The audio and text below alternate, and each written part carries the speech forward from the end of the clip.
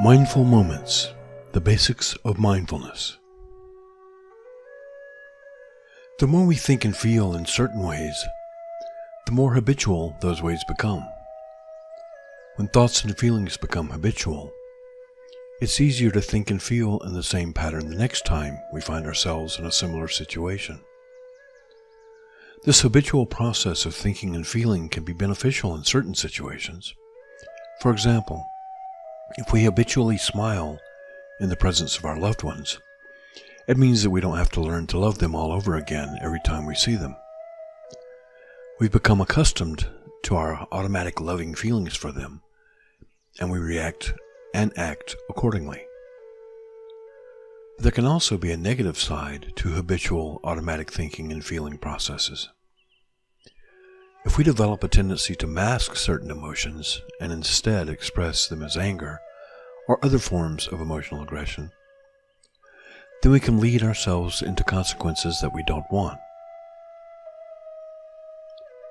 If through habit and practice we have developed cycles of thought, feeling, and behavior that lead us to react in ways that lead to negative consequences, then such automatic processes are leading us to results that we don't want. Mindfulness is just the opposite of this automatic pilot experience. It's a way of paying close attention to our immediate experiences without getting lost in thought or shifting into automatic patterns of thinking or behaving. It's a shift from doing mode into being mode. Doing mode refers to the idea of viewing the world, relationships, and feelings as a to-do list of things to be checked off during the day. One indication of entering doing mode is when you encounter emotional problems and you immediately want to fix them by becoming angry at yourself or at others.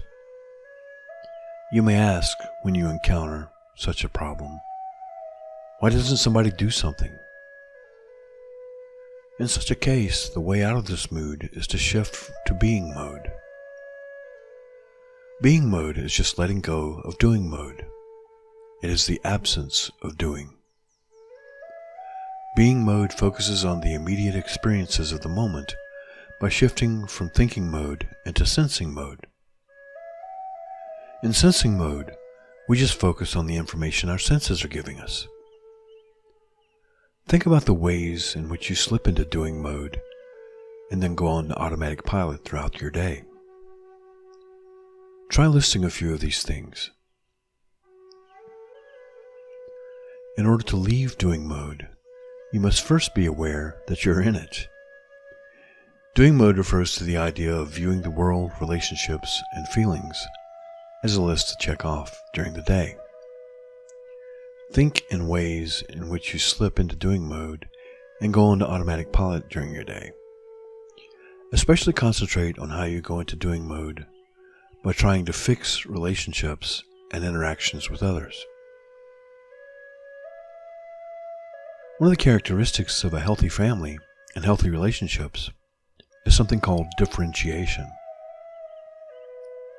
Differentiation can be defined as the ability to separate thinking and feeling about a given relationship or situation.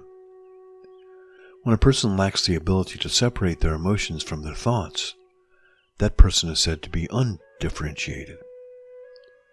To be undifferentiated means to be flooded with feelings and powerful emotions.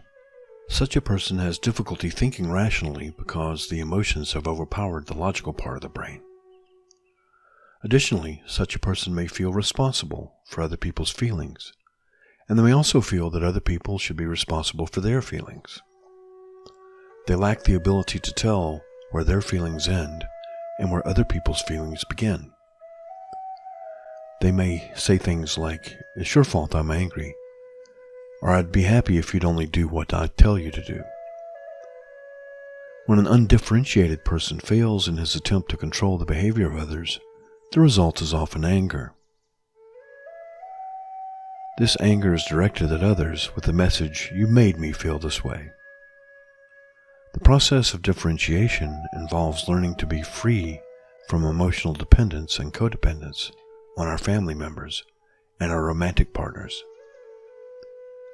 Differentiation involves taking responsibility for our own emotional well-being.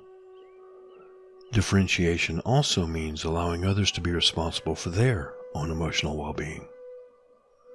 A fully differentiated person can remain emotionally attached to family and friends without feeling responsible for their feelings or for their emotional well-being. Note that this doesn't mean we can't have feelings for our family members or other loved ones. It just means that we take responsibility for these feelings and we don't hold others responsible for our own emotional states. When we learn to do this, we will have learned the basics of mindfulness.